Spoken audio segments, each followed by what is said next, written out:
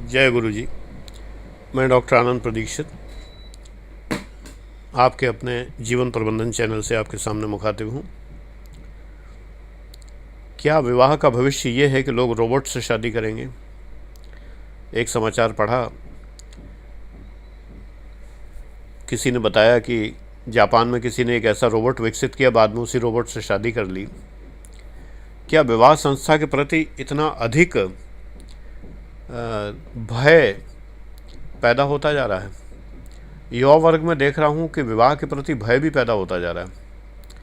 कुछ लोग तो वो हैं कि जो एक छोड़ा एक पकड़ा वाले सिद्धांत में विश्वास करते हैं। आज ये गर्लफ्रेंड, कल वो गर्लफ्रेंड, आज ये बॉयफ्रेंड, कल वो बॉयफ्रेंड। इनका तो पता नहीं क्या होगा आगे जाके। ये तो इनका जीवन इन्हें खुद ही बताएगा क्या इनका होने वाला है। तब पछताने पे कुछ नहीं होगा। चिड़ियाँ सब खेत जो है चुग गई होंगी। इन्हें तो अभी पता ही नहीं है। ये तो मस्ती में डूबे हैं। इन्हें अभी मालूम नहीं कि दुनिया है क्या, या शरीर क्या है, या आत्मा नाम की चीज़ तो खैर है ही नहीं इनके। इनकी तो बात छोड़ दीजिए।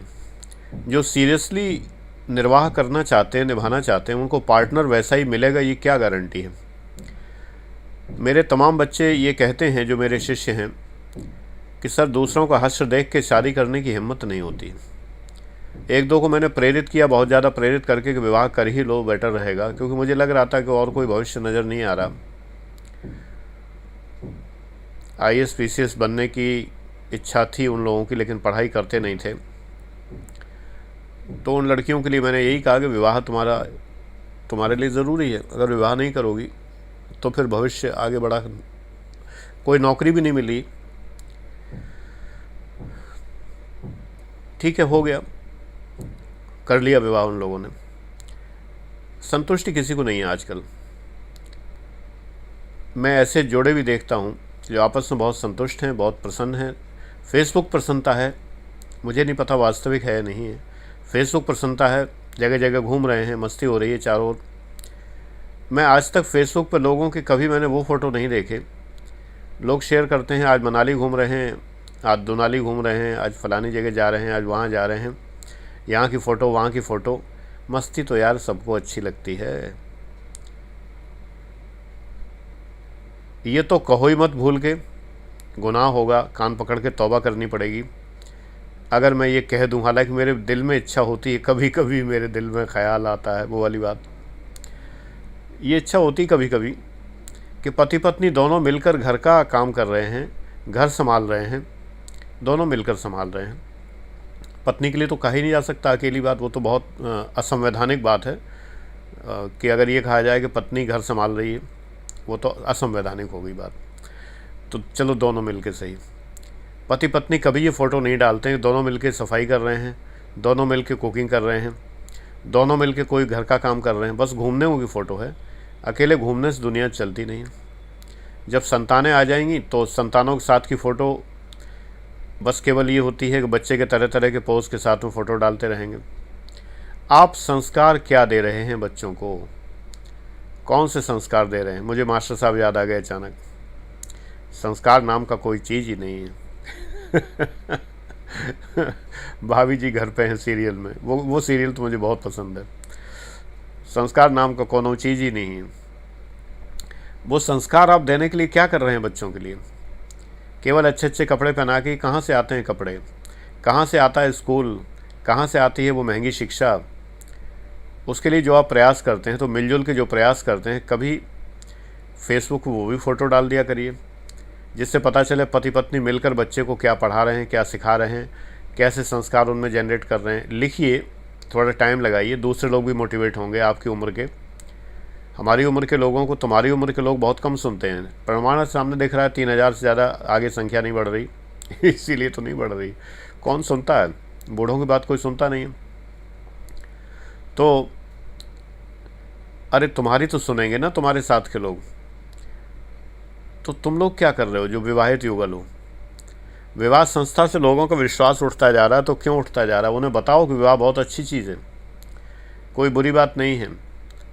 बताओ उन्हें कि मेरे सामने जब मेरी समस्या आती है, मेरी पत्नी या मेरे बीच में कोई दिक्कत आती है, तो हम लोग कैसे सॉल्व करते हैं। बताओ। मैं तो फेसबुक पर शेयर करता हूँ, आज भी इस उम्र में भी मैं बताता हूँ लोगों को कि इस तरह की समस्याओं का हमने ऐसे समाधान किया है, ऐसी समस्याओं का हमने ऐसे समाधान किया है, वो उन्हें बताओ। ध्यान होगा, मैंने कई बार कहा है कि थोड़ी सी कुर्बानी, थोड़ा सा सरेंडर हज़ार समस्याओं का अंत कर देता है। आज के समय में सरेंडर तो कोई करना ही नहीं चाहता, महिलाएं तो बिल्कुल नहीं करना चाहती। हमें तो चारों ओर पुरुष ही सरेंडर करते दिख रहे हैं। थोड़े दिन में देखना नारा नया आएगा पुरुष एम्पावरमेंट का, मेल एम्पावरमेंट का। चारों ओर इनवेरिएबली, अगर परसेंटेज 100 कहूँ तो कोई बुरा नहीं है, पुरुष ही सरेंडर करता दिखता है हर जगह। कह रहे छोड़ो यार बवाल छोड़ो, को करी तर्क बढ़ावई शाखा। जब भगवान शिव ने सरेंडर कर दिया पार्वती जी के सामने, सती जी के सामने, कि जाओ खुद ही देख लो जाके भगवान है कि नहीं। जब हम बता रहे हैं कि भगवान है, और बताओ कैसे बताएं कि भगवान है, जाओ तुम ही देख लो जाके। को करी तर्क बढ़ावई शाखा, गई जाके देखा ही जाके, समझ में आ गया भगवान है। तो जब भगवान स्वयं हमारे आराध्य देव भी अपनी स्त्री से, अपनी पत्नी से बहस नहीं करना चाहते, वो सरेंडर कर देते हैं, तो वही तुम्हें सिखाता हूँ। लेकिन ये कोई हल नहीं है। MP फॉलेट ने संघर्षों के समाधान की 5 विधियाँ बताई हैं, तो उन 5 विधियों में ये कोई हल नहीं है। हल तो ये होता है कि स्वयं समझदार हो स्त्री।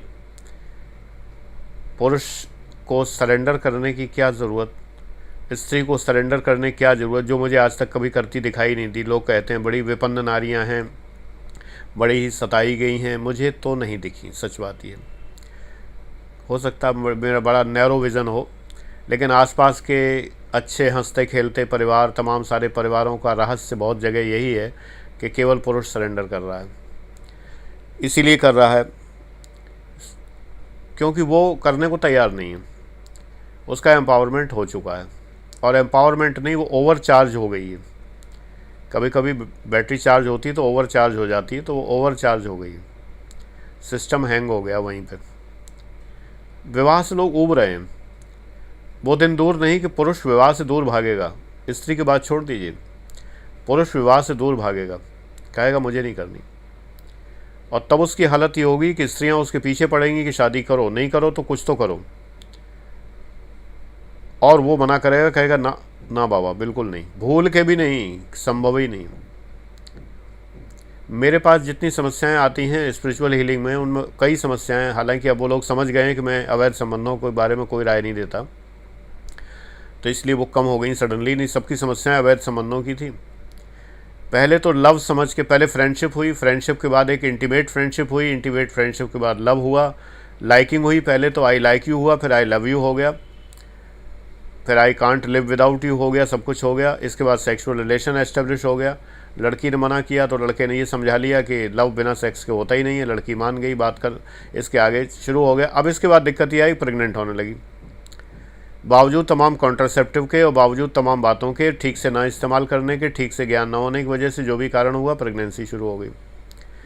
या चूँकि इतना फ्रीक्वेंट सेक्स किया जाता है कि उसकी वजह से सामान्य कॉन्ट्रासेप्टिव या तो बहुत महंगे पड़ रहे हैं, या वो अफोर्ड नहीं कर पा रहे हैं, या वो यूज़ नहीं कर पा रहे हैं, या हर जगह उपलब्ध नहीं है, और सेक्स उन्हें हर जगह चाहिए, हर जगह चाहिए। एक ने शेयर किया कि मैंने दुनिया कोई जगह नहीं छोड़ी जहाँ मैंने सेक्स नहीं किया हो। जहाँ जहाँ मैं गया हूँ, मैंने अपनी पार्टनर्स के साथ, पार्टनर्स एस लगा हुआ था, उनके साथ मैंने कभी सेक्स छोड़ा नहीं है। चाहे वो लिफ्ट हो, चाहे टॉयलेट्स हो, और चाहे ट्रेन का डिब्बा हो, चाहे कुछ भी हो, इवन चलती हुई बस हो, कुछ भी हो, जिसमें कि यात्री बहुत कम थे, हम लोग पीछे की सीट पर, हम लोगों ने ऐसी एक्टिविटी को अंजाम दिया। ये हो चलती कार में हो, ड्राइवर है तब भी, किसी भी दशा में उन्होंने चाहे किसी प्रकार का सेक्स किया हो, लेकिन किया। तो ऐसे में कंट्रासेप्टिव कहाँ तक यूज़ करेगा। तो ऐसे में ये हुआ कि भाई चलो मल्टी रॉड लगवाओ, या ये करो वो करो, तमाम सारी बातें करो। अल्टीमेटली लड़की का स्वास्थ्य ख़राब होने लगा, हार्मोनल डिसबैलेंस होने लगा, माला डी और वो फलाना ढिमाका इतना ज़्यादा खाया गया, और इतना IPL का प्रयोग हुआ, इतना सब कुछ प्रयोग हुआ, अल्टीमेटली लड़की का स्वास्थ्य बर्बाद होने लगा, बिल्कुल कहीं की नहीं रही। इधर वो जब अपने मूड की वजह से बॉयफ्रेंड के, जो उसके शब्दों में कि उसके काम की नहीं रही, तो उसने छोड़ दिया उसे। तो वो एम्पावर्ड वूमन जो है अब कहीं की नहीं है, किसी भी जगह नहीं है। क्योंकि भाई कोई मना करता तो वो कहती नहीं, it's my life, who are you, who the hell are you, hell और लगाती बीच में। तो अब वो कहीं की नहीं है। तो ये विवाह संस्था से लोगों का भरोसा उठता जा रहा है। इसका मतलब फ्री सेक्स रह जाएगा, खाली रोबोट से शादी करेंगे, रोबोट में ऐसे अंग निर्मित कर दिए हैं कि उनको सेक्स का आनंद मिलने लगा है, संतान जन्म होने का कोई खतरा नहीं है, तो आगे विश्व का होगा क्या? हमारी पीढ़ी तो निकल लेगी ऊपर, तब तक अपनी चिंता करो। क्या फैला रखा है, कहाँ जा रहे हो? लगता है दुनिया हाइड्रोजन बम या न्यूक्लियर बम से बर्बाद नहीं होगी, लगता है दुनिया इस बात से बर्बाद होगी कि आगे जन्म ही नहीं लेंगी संतानें। रोबोट्स इतनी आसानी से उपलब्ध नहीं होंगे, ये सब फैंटेसीज हैं हमें लगता है। जो ऐसा नहीं है कि रोबोट्स इतनी आसानी से उपलब्ध हैं। जो सेक्स डॉल्स वगैरह लोग यूज़ करते हैं, तमाम सारी बातें करते हैं, लेकिन ये बहुत पॉपुलर चीज़ें नहीं हैं और बहुत भद्दी मनोवृत्ति है एक्चुअली, ये मॉर्बिडिटी है। जब आसानी से शरीर उपलब्ध हैं, जीते जागते ज़िंदा शरीर उपलब्ध हैं, तो कोई क्यों जाएगा रोबोट्स के लिए? मुझे तो नहीं लगता कि अभी कोई रोबोट्स के लिए जा रहा है। लेकिन चिंतन और चिंता इस बात की है कि विवाह संस्था बहुत बुरी तरह प्रभावित होने जा रही है। विवाह उसी तरह प्रतीत होता है जैसे चमक दमक वाले चेहरे के नीचे जब चेहरा निकलता है तो भयानक निकलता है। मेकअप कर करा के उसको ऐसा बना दिया जाता है कि वो चमकदार, बहुत खूबसूरत, बहुत सब कुछ बनता है, जब मेकअप धुल जाता है तो उसके बाद जो चेहरा निकलता है, ऐसे ही विवाह संस्था है कि जो इतनी चमकदार, इतनी ज़्यादा देखते हुए, और उसके बाद जब रोज़ की घिचघिच शुरू होती है, इसमें आदमी कहीं का नहीं रहता। आदमी का मतलब यहाँ व्यक्ति से मतलब है, चाहे स्त्री हो या पुरुष हो, वो कहीं का नहीं है। ये सामाजिक चिंतन का विषय है और ये तुम लोगों को, युवा पीढ़ी के लिए चिंतन का विषय है कि अपना लाइफ पार्टनर को ढूंढने में थोड़ा ध्यान रखो। हालांकि तुम्हारी किस्मत है कि उस जो तुम लाइफ पार्टनर ढूंढते हो, तुम भले ही, अगर मुझे फॉलो करते हो तो तुम भले ही अपने जीवन को व्यवस्थित कर ले जाओ कि ज़्यादा आकर्षणों में ना पड़ो और तमाम सारी बातों में तुम ये सोचो कि मैरिज होगी तो मैं उसी के प्रति एक निष्ठ रहूँगा और मैं उससे निभाऊँगा, लेकिन वो जो मिली है या मिला है वो वैसा ही है, कोई गारंटी नहीं। वो किस प्रकार का है, उसकी लाइफ के पास्ट कितने टेंस हैं, तरह तरह के होते हैं ना, past perfect tense, past continuous tense वगैरह। किसी किसी का पास्ट कंटिन्यूस चला रहता है, प्रेजेंट में घुसा रहता है। प्रेजेंट टेंस लग गया है, प्रेजेंट टेंस में तो एक शादी हो गई, लेकिन पास्ट कंटिन्यूस टेंस अभी ख़त्म नहीं हुआ है और फ्यूचर कंटिन्यूस और बीच में आ जाता है सामने। तो ये सारे टेंस जितने भी हैं, ये टेंस रखते हैं, आदमी का टेंशन बढ़ाते हैं, टेंस रख रहे हैं उसे। ये तुम्हारे चिंता का विषय है, मेरे चिंतन का विषय है और तुम्हारी चिंता का विषय है। इस चिंतन और चिंता में सामंजस्य स्थापित करो, देखो चारों ओर, और ये देखो कहीं विवाह संस्था को तुम लोग बेकार न कर डालना, बर्बाद न कर डालना। क्योंकि आजकल एक और बात है, कोई विवाह करता नहीं है जब तक वो पैसे कमाने लायक नहीं हो गया, यानी विवाह में पैसे का बड़ा भारी महत्व हो गया, वो बड़ी इंपॉर्टेंट चीज़ हो गई। विवाह आजकल, प्रेम का संबंध तो कभी नहीं था। ये समाजशास्त्र में विवाह में प्रेम कभी नहीं बताया जाता। विवाह की शर्तों में जितने लोगों ने डेफिनेशंस बताई हैं, कभी नहीं कहा कि विवाह में प्रेम भी होना चाहिए। सब में बस सेक्सुअल पार्टनरशिप है और इकोनॉमिक पार्टनरशिप है और कोई दूसरी चीज़ है ही नहीं। तो सोचो, जो संस्था इतनी निकृष्ट है जिसमें प्रेम का कोई स्थान नहीं, तो आदमी प्रेम ढूंढने बाहर निकल देता है, फिर तो निकलेगा ही। जिसकी डेफिनेशन में ही प्रेम नहीं है, प्रेम विवाह तक में प्रेम नहीं है, हालत ये है। क्यों है, इसके कारण खोजो। पहले दिन से ही ईगो शुरू हो जाता है, अहम भाव शुरू हो जाता है, हस्बैंड मटेरियल और वाइफ मटेरियल स्टार्ट हो जाता है। पति के घर वालों को किस निगाह से देखा जाए ये तय किया जाता है। पत्नी घर वालों को तो लोग जनरली बहुत अलग तरह की निगाह होती है। पत्नी घर वाले दो कैटेगरी के हैं पुरुषों के लिए।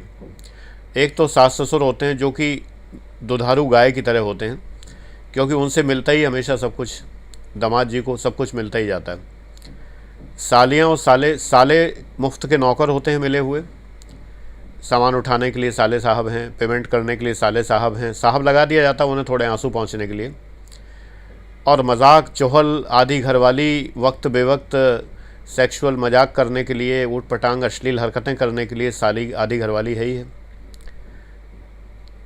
तो इधर से तो ये मामला है, उधर से थोड़ी बहुत हंसी चोहल करने के लिए देवर हैं, और चिढ़ने के लिए, नफ़रत करने के लिए, परेशान होने के लिए वो बुढ़िया या बुढ़ऊ यानी ससुर और सास वो लोग हैं। ये एक आम घर की बात है। सम्मान दो तरफा है ही नहीं। सास ससुर उसको बेटी नहीं समझ रहे हैं, वो उनको माता पिता नहीं समझ रही हैं। पति पत्नी के भाई को भाई नहीं समझ रहा, पति पत्नी की बहन को बहन नहीं समझ रहा, उनको नौकर और सेक्स ऑब्जेक्ट समझ रहा है, माता पिता को माता पिता नहीं समझ रहा, रिश्ते निभेंगे कैसे? मेरे व्यूअर्स में तुम चाहे लड़के हो या लड़की हो, कम से कम एक बात सोचो कि पति के रिश्तों को पति के रिश्तों की तरह निभाओ और पत्नी के रिश्तों को पत्नी के रिश्तों की तरह ही निभाओ। यानी जो उसके माता पिता भाई बहन है वो तुम्हारे भी माता पिता भाई बहन है। मैं दोहरा रहा हूँ इस बात को। विवाह संस्था बहुत अच्छी होगी। पति और पत्नी दोनों में भारतीय प्रणाली में, जो उत्तर भारतीय खास करके, इस प्रणाली में पत्नी का थोड़ा सा योगदान ज़्यादा है। अपना घर छोड़ के आती है। हस्बैंड प्रायः घर नहीं छोड़ता तो बीवियाँ छुड़वा देती हैं कई बार, क्योंकि वो पसंद ही नहीं करती घर में रहना, तो वो छुड़वा देती हैं। लेकिन सामान्यतया तो पत्नी घर छोड़ के आती है तो उसका योगदान ज़्यादा है। उसके योगदान की अगर सराहना की जाए, उसकी तारीफ़ की जाए, प्रशंसा की जाए और इस बात के लिए उसको उसका एहसान माना जाए कि वो अपना घर छोड़ के हम दोनों का घर बसाने आई है, यानी आपका और आपकी पत्नी का, तो पत्नी सदैव विवाह संस्था को बहुत संभाल के रखेगी। जो लोग सोशलॉजी नहीं जानते उन्हें मैं बता दूं कि विवाह को एक संस्था कहा जाता है सोशलॉजी में। संस्था का मतलब है समस्थापित, भली प्रकार से स्थापित परंपरा, इसलिए संस्था कहलाती है। विवाह संस्था है। तो सोचो, इस पर जो है विचार करो और विचार करके ये देखो कि क्या कर सकते हो। कोई सजेशंस कमेंट्स में दो तो बहुत अच्छा लगेगा। अगर ये बताओ कि विवाह को एक मधुर घटना बनाने के लिए तुम क्या करना चाहते हो कि विवाह एक मधुर घटना बने। मुझसे कुछ पूछना हो तो कमेंट्स में पूछ लो, कोई दिक्कत नहीं। व्हाट्सएप करने की ज़रूरत नहीं है, कमेंट्स में पूछ लो। Thank you very much. God bless you.